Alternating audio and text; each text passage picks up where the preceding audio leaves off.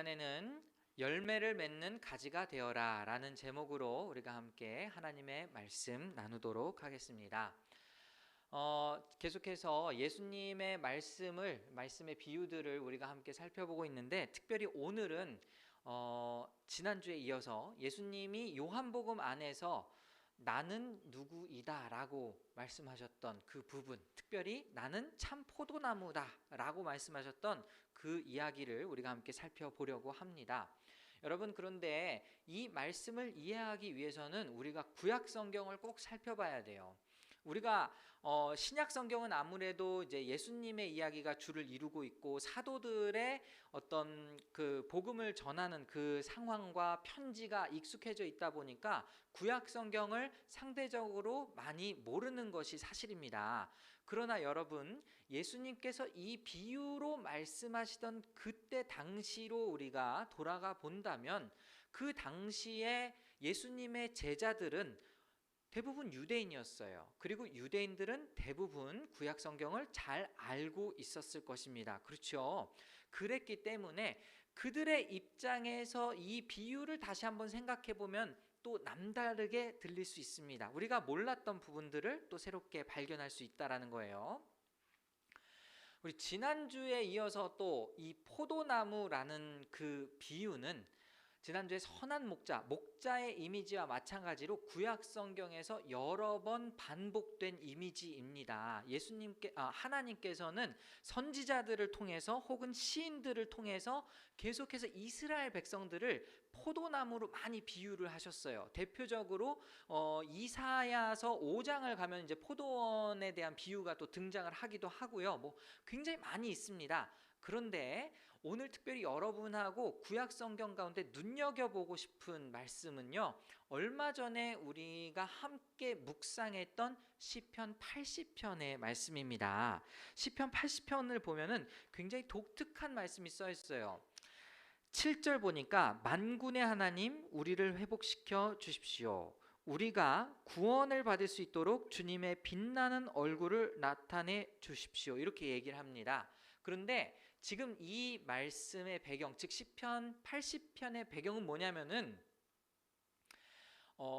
이스라엘 백성들이 굉장히 고난을 받고 있는 그 상황에서 하나님께 다시 한번 도움을 구하는 아삽의 시입니다. 그런데 그 다음 구절, 지금 도와주십시오 하면서 나온 그 다음 구절 80편 8절을 보면, 주님께서는 이집트에서 포도나무 한 그루를 뽑아 오셔서 뭇 나라를 몰아내시고 그것을 심으셨습니다 라고 이야기합니다. 이 구절을 곰곰이 생각해 보면 이집트에서 포도나무를 주님이 물리적으로 뽑아내셨어요? 그러지 않겠죠? 상징적인 이야기입니다. 출애굽을 상징적으로 표현을 하는 거예요. 그러면은 이 포도나무는 무엇이겠습니까? 이스라엘 백성 전체를 의미하고 있겠죠. 그래서 뭇 나라를 몰아내시고 그것을 심으셨다라는 것은 약속의 땅 가나안에 하나님께서 심으셨다. 약속의 땅 가나안으로 이스라엘 백성을 정착시키셨다라고 생각할 수 있겠죠. 근데 이제 80편 12절로 넘어가시면 이렇게 나와 있습니다. 그런데 어찌하여 주님께서는 그 울타리를 부수시고 길을 지나가는 사람마다 그 열매를 따먹게 하십니까?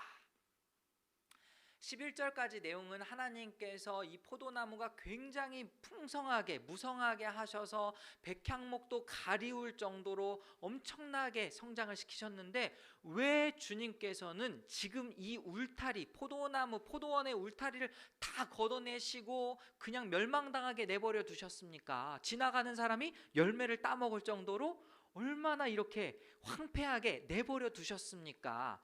사실 엄밀히 말하면 내버려 두신 것은 아니겠죠. 여러 가지 정황으로 우리가 생각해 본다면 그 백성들이 하나님 앞에 범죄했기 때문에 이스라엘 백성들이 이렇게 황폐한 땅이 되었다라고 생각할 수 있겠죠. 어쨌든지 시인은 간절히 주님께 회복을 구하고 있습니다. 그러면서 14절을 보면, 80편 14절 보면, 만군의 하나님, 우리에게 돌아오십시오. 하늘에서 내려다보시고 이 포도나무를 보살펴 주십시오 합니다. 자, 포도나무가 이스라엘 백성이다. 확실히 여러분 이제 아시겠죠? 포도나무는 이스라엘 백성, 즉 하나님의 백성, 하나님의 공동체 전체를 의미합니다. 근데 이 하나님의 공동체를 회복시키는 방법을 시인이 굉장히 놀랍게 예언을 했어요. 바로 다음에 15절을 우리가 한번 같이 읽어보실까요? 시작. 주님의 오른손으로 심으신 이 줄기와 주님께서 몸소 굳게 키우신 햇가지를 보살펴 주십시오. 그 다음 17절도 읽어보겠습니다. 시작. 주님의 오른쪽에 있는 사람, 주님께서 몸소 굳게 잡아주신 인자 위에 주님의 손을 얹어 주십시오. 이렇게 말씀하고 있습니다. 여러분, 인자라는 표현 굉장히 특수한 표현이지요. 여러분, 인자가 누구입니까?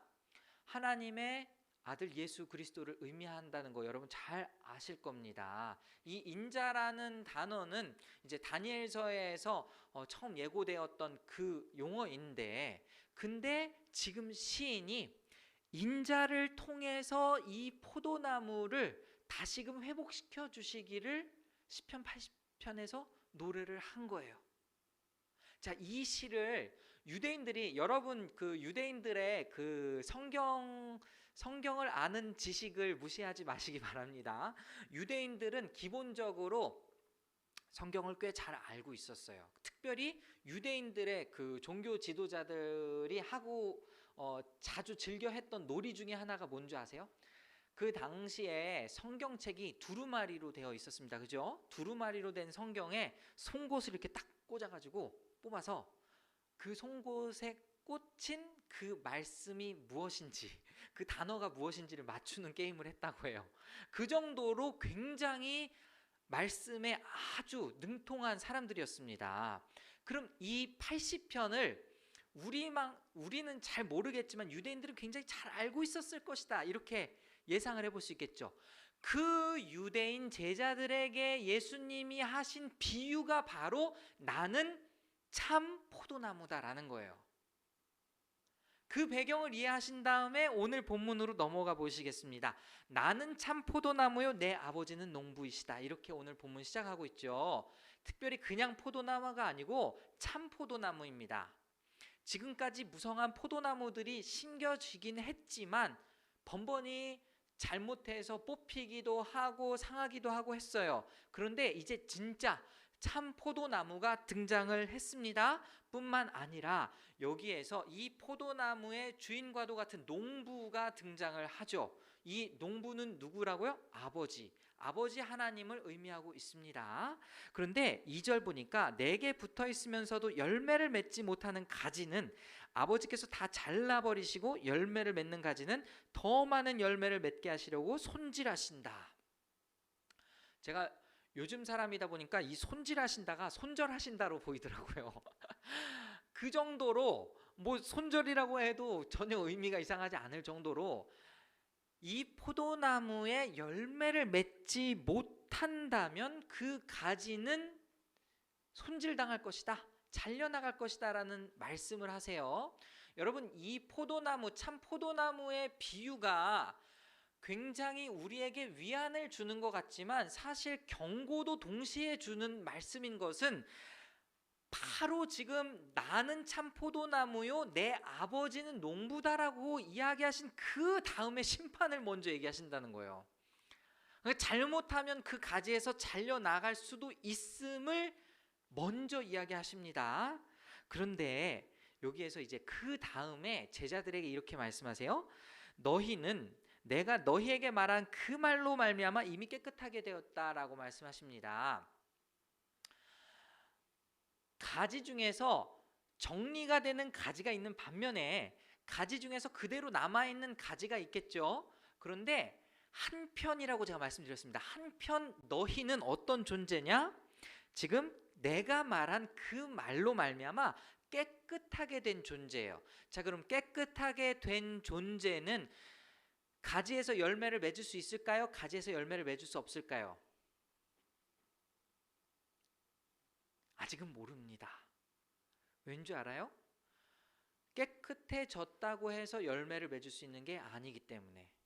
자, 이것을 조금 더 우리가 우리 스스로에게 적용을 해보자면 여러분도 마찬가지로 예수님을 믿은 여러분도 마찬가지로 깨끗해진 것은 똑같습니다.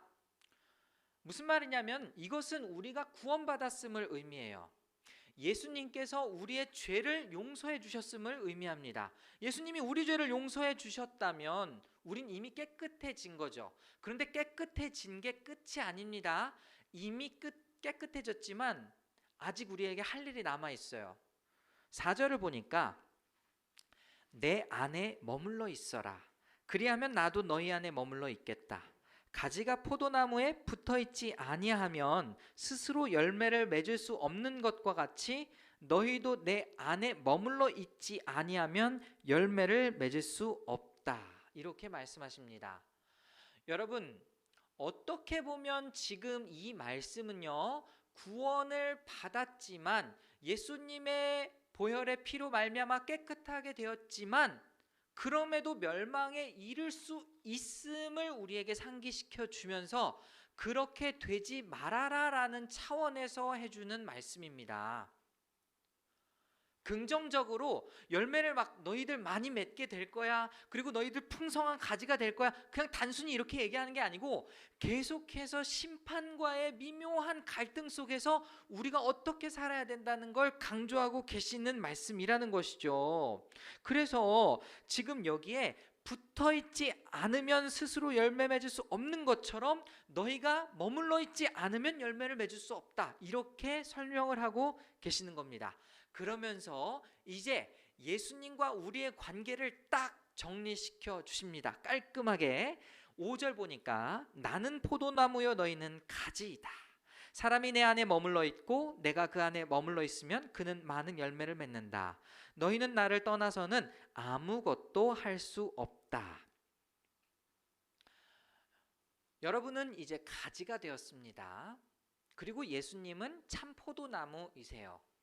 그런데 여러분, 가지가 붙어 있는 상태에서 열매를 맺지 못하면 어떻게 하신다고 아까 예수님이 말씀하셨죠? 농부이신 아버지께서 열매 맺지 않는 가지를 잘라버린다라고 말씀하셨습니다. 이건 여러분이 식물을 직접 키워보신 경험이 있으시다면 이해가 더 잘 가실 것 같아요. 저희 회사에서도 얼마 전에 있었던 일인데, 우리 회사 직원 한 분이 계속해서 나무를 가꾸는데 정말 그냥 자라다 만 거는 그냥 다 잘라버리시더라고요. 그래서 이거 왜 다 자르냐 그랬더니 자르지 않고 그대로 두면 영양분이 나눠져서 오히려 다른 그 이파리들이 이렇게 싱싱하게 자라지 못한다고, 그래서 다 잘라내시더라고요. 저도 전혀 몰랐는데, 근데 오늘 본문 이 말씀 보다가 딱 그게 떠오르더라고요. 포도나무 가지도 아마 마찬가지일 겁니다. 열매 맺지 않는다고 해서 그냥 기다리는 게 아니에요. 열매 안 맺으면은 차라리 과감하게 잘라버리고 다른 살아있는 가지가 더 풍성한 열매를 맺을 수 있도록 한다라는 것이죠. 그런데 지금 예수님이 그런 이미지를 사용해서 우리에게 말씀하셨다라는 게 더 중요한 겁니다. 여러분도 열매를 맺지 않으면 그렇게 될 수 있음을 계속해서 상기하고 있는 거죠. 여러분 이미 깨끗해지셨다라는 거 다 알고 계실 겁니다. 그렇죠? 예수님 믿는 사람들 다 깨끗해졌어요. 하지만 깨끗해졌다고 끝이 아니라 열매를 맺지 않는다면, 그렇다면 그 가지에서 잘라질 뿐이다 라고 이야기하는 것이죠. 그럼 열매 맺으려면 어떻게 해야 될까? 뭐 이런 궁금증 막 설교 들으면서 생기지 않으세요? 네, 열매를 맺으려면 양분이 필요하죠. 근데 그 양분을 공급을 받는 방법이 여기 본문에 써 있습니다. 7절 한번 볼까요? 너희가 내 안에 머물러 있고 내 말이 너희 안에 머물러 있으면 너희가 무엇을 구하든지 다 그대로 이루어질 것이다. 방금 전에 5절에 있는 말씀과 이어서 7절을 보시면은 하나님의 말씀, 예수님의 말씀이 우리 안에 머물러 있어야 하고 우리가 예수님 안에 머물러 있어야 된다라는 그런 말씀을 하시거든요. 그럼 일단은 제가 생각했을 때 이미 깨끗해져 있다라는 말씀은 우리가 일단 예수님 안에 머물러 있다라는 말과 같은 말인 것 같아요. 근데 이번에는 예수님의 말씀이 우리 안에 머물러 있어야 된다라는 차원에서 우리가 해야 할 일이 있는 것 같습니다. 여러분, 말씀이 머무른다는 것은 무엇일까요? 생명력이 있다라는 것은 무엇일까요? 지금 본문에서 가지가 생명력이 있으려면 예수님과 우리의 관계에서 내가 너희 안에, 너희가 내 안에, 이런 말씀을 하시잖아요. 근데 이 생명력을 도대체 어떻게 유지할 수 있을까? 저는 이 말씀을 묵상하다가 시편 1편이 떠올랐습니다. 생명력이라는 부분에서 시편 1편이 떠올랐어요. 복 있는 사람은 하면서 그는 시냇가에 심은 나무가 시절을 조차 과실을 맺으며 마르지 아니함 같이. 그죠? 그러면 성경에서 시냇가 혹은 강물, 물이라는 것은 성령 혹은 생명수를 의미합니다. 여러분, 이것은 에스겔서 47장에 나와 있죠. 보좌로부터 물이 나와서 그 주변에 있는 모든 나무들이 다 살아나는 그 환상을 에스겔이 봤잖아요. 그러면 시냇가에 심은 나무라고 할 때 그 시냇가도 그냥 시냇가가 아니겠죠. 네, 그 잎사귀가 마르지 아니함 같으니 그 행사가 다 형통할 것이다. 그런데 여러분, 여기에서 복 있는 사람은 어떤 사람입니까? 여호와의 율법을 즐거워하여 그 율법을 주야로 묵상하는 자로다. 이런 말씀이 있잖아요.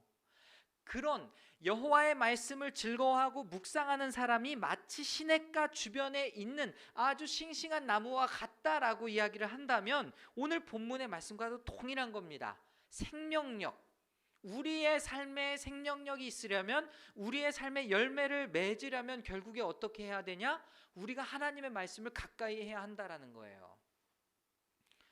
여러분, 우리 교회는 작기도 하고 제가 바쁘기도 하고 뭐 어쨌든 제가 부족한 탓이겠지만 성경 공부가 특별히 따로 없습니다. 하지만 여러분하고 계속해서 매일매일 말씀 묵상을 하고 있죠. 저도 그것만큼은 계속해서 지키려고 계속 본문 묵상을 올리고 있습니다. 여러분, 우리가 매일매일 하나님 앞에 붙어 있으려고, 즉 이 포도나무에 붙어 있으려고 노력하지 않으면 언젠가는 말라 비틀어 버리고 시들어져요. 언젠가는 열매를 맺을 수 있는 기능조차도 상실하게 됩니다. 그렇지 않기 위해서 우리는 계속해서 말씀을 묵상하고 말씀을 가까이 해야 한다라는 것이죠. 그래서 예수님이 7절에서 구체적으로 말씀하신 것입니다. 내 말이 너희 안에 거하면. 그렇죠? 우리가 열매를 맺기 위해서는 그냥 단순히 깨끗해진 걸로는 충분하지 않다라는 것입니다.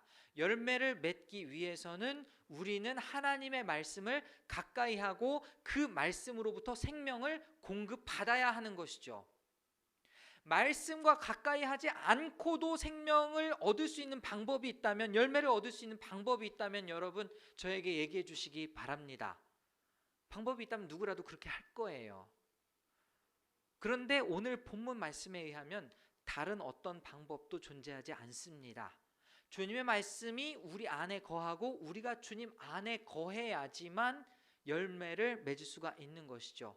그리고 마침내 그 열매를 맺게 되었을 그때에 어떻게 됩니까? 8절, 너희가 열매를 많이 맺어서 내 제자가 되면 이것으로 내 아버지께서 영광을 받으실 것이다. 이렇게 말씀하셨습니다. 여러분, 우리가 나는 그리스도인입니다, 난 교회 다니는 사람입니다, 나는 크리스찬입니다 이렇게 말하는 거 다 소용이 없습니다. 오히려 그렇게 말하는 게 더 독이 될 때가 있어요. 여러분, 말은 하지 않습니다. 그런데 사람들은 다 인식하고 있어요. 우리 옛날부터 교회에서는 믿으면 천국 간다, 믿음으로 말미암아 구원 얻는다, 이런 말 굉장히 많이 했지만 만약에 성도 중에서 예수님을 믿는 사람답지 못한 행동만 계속하고 다니면은 뒤에서 이런 말 하죠. 저 사람 예수 믿는 거 맞아? 이렇게 물어보잖아요. 그럼 그렇게 물어보는 질문은 그가 믿는다고 고백한 것으로 우리가 질문을 던지는 것일까요? 아니면 그 행실을 통해서 우리가 다시 질문을 던지는 것일까요? 행실이 행실답지 못하니까 저 사람 믿는 거 맞아? 라고 의심을 하는 거잖아요. 그렇죠? 여러분의 행실은 여러분 스스로 바꿀 수 있을 것 같지만 결코 쉽지 않습니다. 물론 의지가 강해서 뭔가 하려고 하지만 굉장히 쉽지 않을 거예요. 그런데 주님이 방법을 가르쳐 주셨습니다. 그것은 바로 말씀 안에 거하는 것. 우리 안에 그 말씀이 열매 맺게 하는 것. 그렇죠? 그러니까 우리의 행실이 만약에 말씀을 통해서 열매 맺게 된다면 그때는 진짜 세상 사람들이 우리를 보고 아, 진짜 그리스도인이구나 하기 때문에 하나님께 영광을 돌린다는 거예요. 그냥 여기서 단순히 영광 받으실 것이다라는 것이 아니라 신약 성경 전체에서 하나님이 영광을 받으신다라는 의미는 하나님을 믿게 됨으로 그분께 영광을 돌린다라는 그 의미를 많이 내포하고 있습니다. 여러분, 제가 최근에 읽고 있는 책이 기독교 역사에 관해서 쓰여진 책이거든요. 기독교 승리의 발자취라는 책인데요. 이 책을 보니까 제가 알지 못했던 굉장히 놀라운 역사들이 많이 써 있더라고요. 근데 그 중에 하나가 뭐였냐면은 이 로마 제국에서 유대인들도 사실은 그 로마 제국의 그 압제 속에서 사실은 예수님이 그때 딱 등장하신 거 아니에요? 그죠? 근데 예수님이 나타나시고 이제 죽으셨다가 부활 승천하신 다음에 예수 운동이 일어나게 됐습니다. 뭐 예수 운동이 다른 게 아니고 예수님을 믿는 그리스도인들이 많아졌다라는 걸 의미해요. 그래서 그 당시에 황제들이 굉장히 그리스도인들을 많이 탄압을 했는데 이상하게도 그리스도인들이 더 많이 부흥을 하는 거예요. 근데 그 부흥을 한 원인이 굉장히 여러 가지가 있는데 그 중 하나가 뭐였냐면은 그 당시에 엄청나게 큰 전염병이 2번 몰아친 적이 있었습니다. 2번 몰아친 적이 있었는데 굉장히 신기하게도 그리스도인들은 거의 죽지 않았어요. 그리고 다른 사람들은 다 죽었어요. 왜 그랬을까요?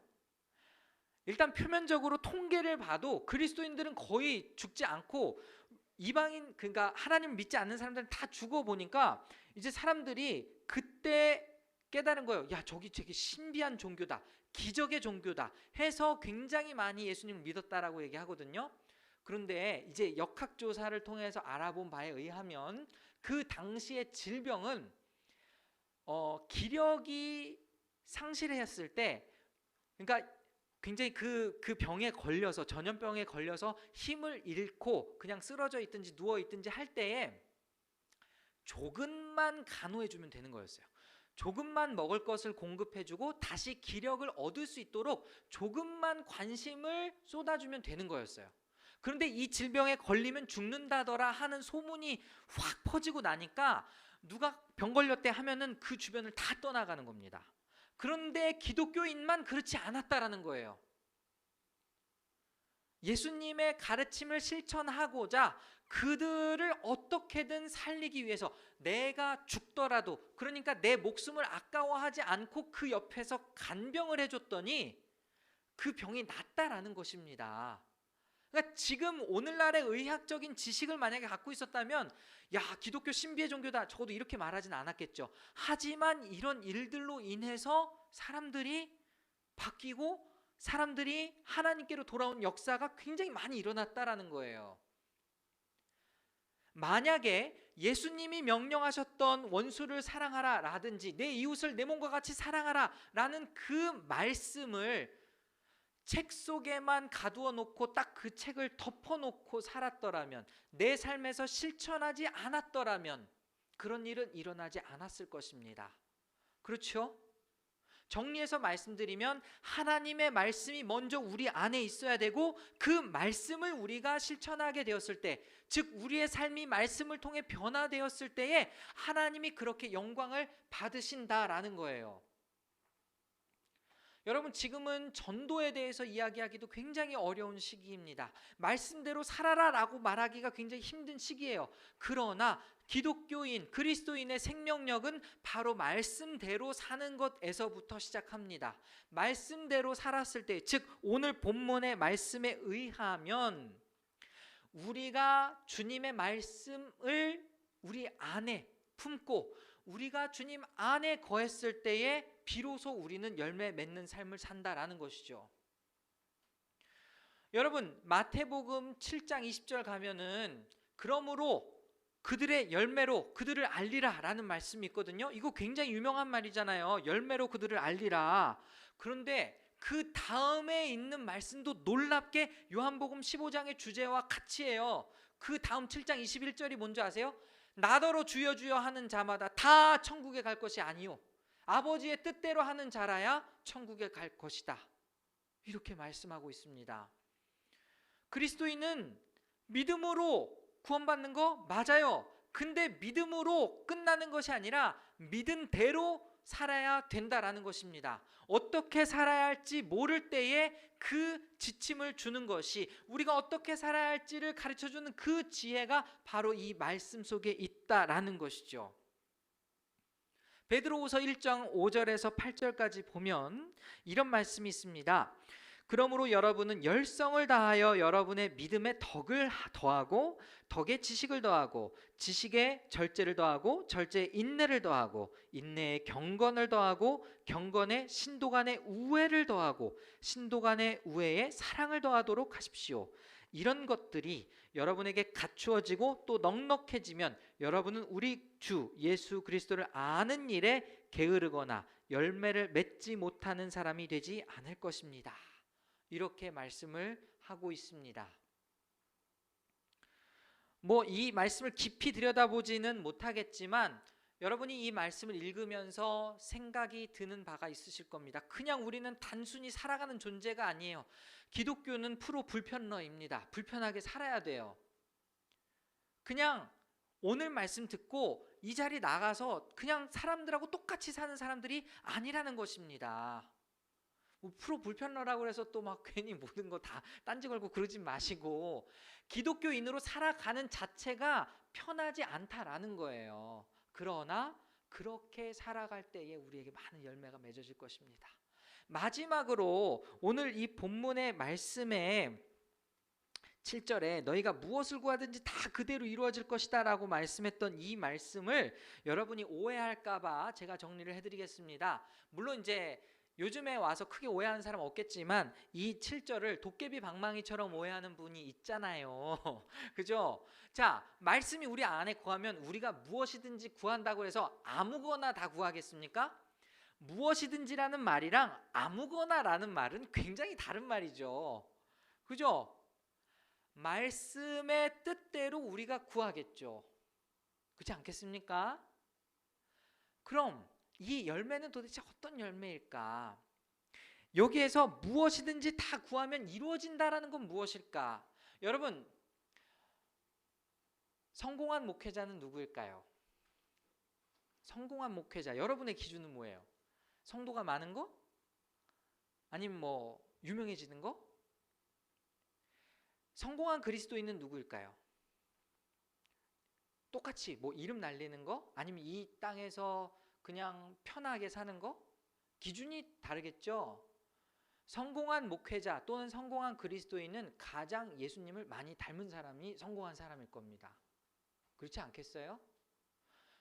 이 본문의 열매가 갈라디아서 5장 22절에 가면 성령의 열매로 나타나죠.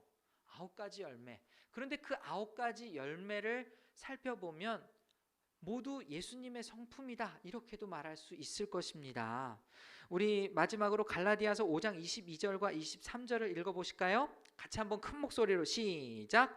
그러나 성령의 열매는 기쁨과 화평과 인내와 친절과 선함과 신실과 온유와 절제입니다. 이런 것들은 막을 법이 없습니다.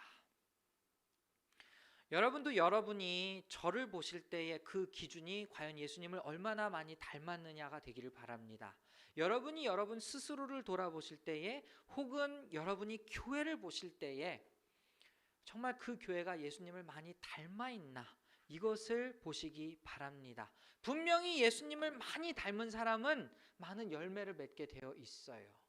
1차적으로는 이 성품적인 열매를 맺을 것이고 2차적으로는 이 성품에 따른 삶에서 하나님께 영광을 돌리게 하는 그런 전도의 열매들을 굉장히 많이 맺게 될 것입니다. 오늘 본문의 말씀 정리하겠습니다. 하나님은 농부이시고 예수님은 참포도나무이시고 우리는 가지입니다. 가지가 그냥 붙어있다라고 해서 자동으로 되는 거 아무것도 없습니다. 우리는 생명력을 우리 안에 유지할 수 있도록 하기 위해서 하나님의 말씀을 늘 가까이 해야 합니다. 하나님의 말씀을 가까이 하지 않고서 여러분의 삶에 열매가 있다라고 기대도 하지 마십시오. 그거는 도둑 같은 생각입니다. 도둑놈 같은 생각. 아무런 노력도 하지 않고 자동으로 무엇인가 되기를 바라는 마음. 네. 그러나 여러분, 하나님의 말씀을 가까이 하면 그 열매는 맺어지게 되어 있습니다. 이게 성경의 원리예요. 성경에서는 열매를 맺지 않으면 다 찍어 던져 버려질 것이다 라고 이야기합니다. 이 말씀은 하나님이 우리와 함께 하신다라는 그 약속의 말씀인과 동시에 열매 맺지 못한다면 심판을 면치 못할 것이다 라는 경고의 메시지가 다 담겨 있습니다. 오늘 본문의 말씀을 기억하시면서 여러분 예수님 닮아 가십시오. 여러분이 예수님을 닮아 가심으로써 아름다운 삶의 열매를 맺으시고 또 그 열매를 통해 하나님께 영광을 돌리는 주님 기뻐하시는 삶을 살 수 있기를 바랍니다.